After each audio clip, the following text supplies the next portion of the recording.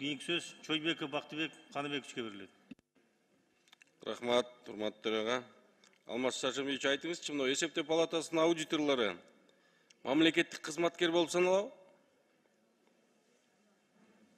Анын ичинен биз атайын кызмат болуп эсептелет, орусча айтканда специальный болуп бөлүнгөн 2005 жылдан бери мыйзам кабыл алынган. Бирок мамлекеттик кызматкер.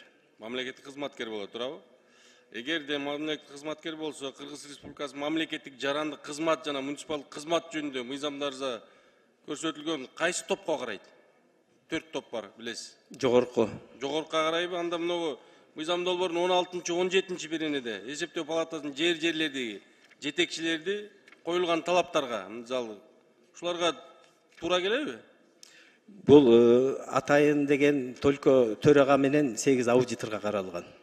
Калган кызматкерлер мамлекеттик кызматкер болуп эсептелинет. Мен ошо мынау сиздин көңүлүңүздө 12-чи беренеге бургум келип атат да, буга чейин 7 жылдык мынакей бул мыйзамда дагы 7 жыл көрсөтүлгөн. Сиздер 9 жыл деп берип атасыздар.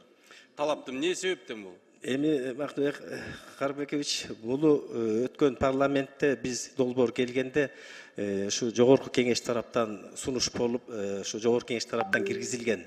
Мурда кызматкерлерге 5 жыл, аудиторлорго 7 жыл болчу, анан эми тажрыйбалуу адамдар келип иштесин деген суроо менен ошол 7ге анан 9га көтөргөн.